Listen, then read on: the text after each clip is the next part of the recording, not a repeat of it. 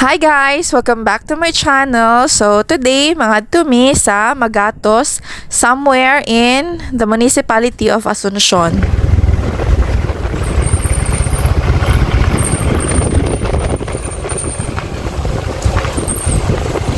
Ay, Pangilot di ba? Wala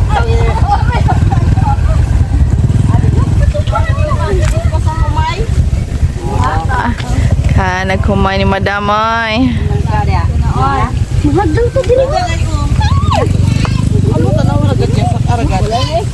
Ang mga asay. Okay, so during this time, it's harvest season diri sa among province. So, nakita ninyo, daghan kaayo og mga humay nga bago rin na siyang harvest. I remember during sa ako ang childhood days, so nakapuyo pod ko no dito sa Magatos and palibutan gid mi mga humayan. So gimingaw ko nga makasimhot sa baho aning humay labi na bagong harvest kay humot gid siya kaayo. And then while naga-stroll mi diri, so na-reminisce ginako kong childhood. So sa una bata pa, kinaham kay nako ng magsaka-saka ganida sa mga uhot. Kung familiar mo ng uhot.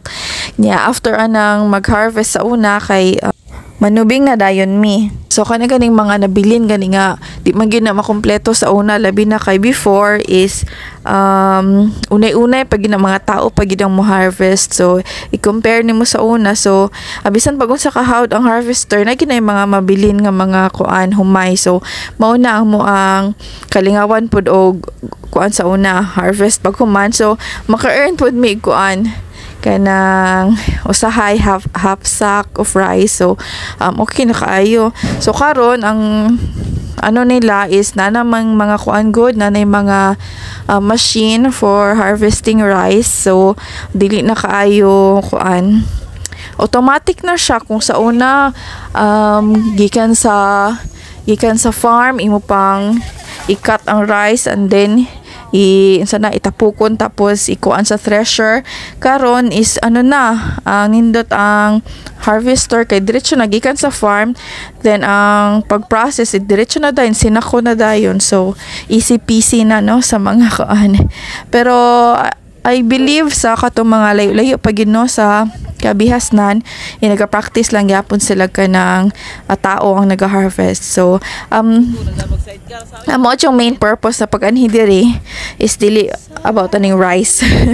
So nagplano gid mi nga kuan mamutong. So timingan man pud no nga punuan diri sa nangka.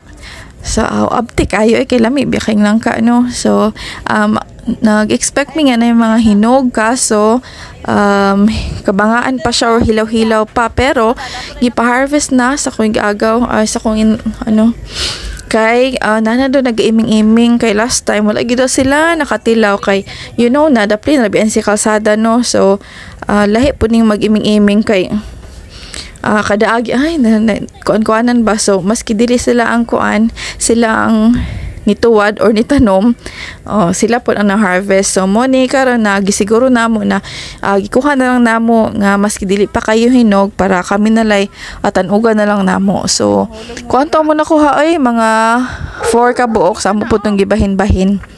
So diri pod kinaham po kay ni nung bata pa ta magsaka-saka gani aning mga humay. Kanang daghan man siya katol-katol pero basag di lang ay kay ang importante lipay-lipay kat-kat o kani man akong giingon nga sa kasakaan na mo sa una bata pa kaning mga uhot.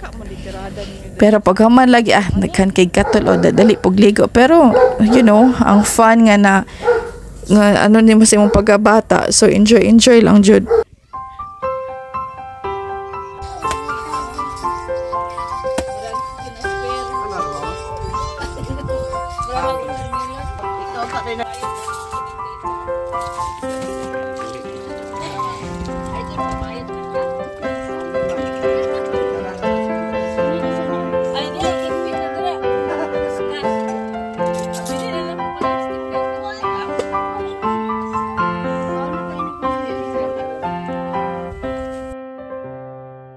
So mo na gid ni among tuyo no. So namutong nami gipakat-kat nako to si namo si Junjun kay mo toy abtik namo nga mga katay lubi.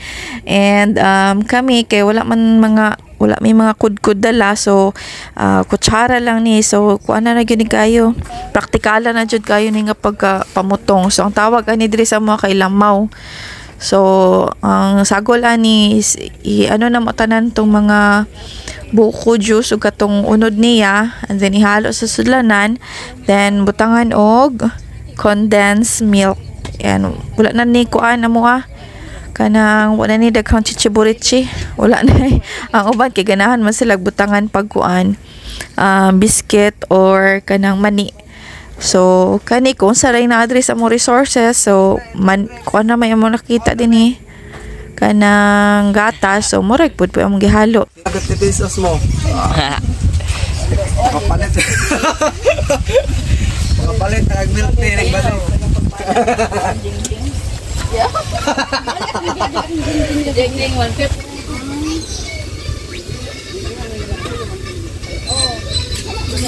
Mo to siya na wala na sa ka-excited na mo nga magkuan mukaon sa butong so wala na namo na ako da videohan.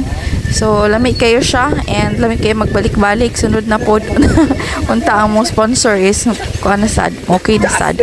So katanaw siya. Thank you for watching. So hopefully naka-reminisce mo gamay sa inyong nakita po ninyo ang kinabuhi diri sa province and sa little kuan ng Farmville Farmville nga rice lang ang kuan. So hopefully nalingaw ra pud mo.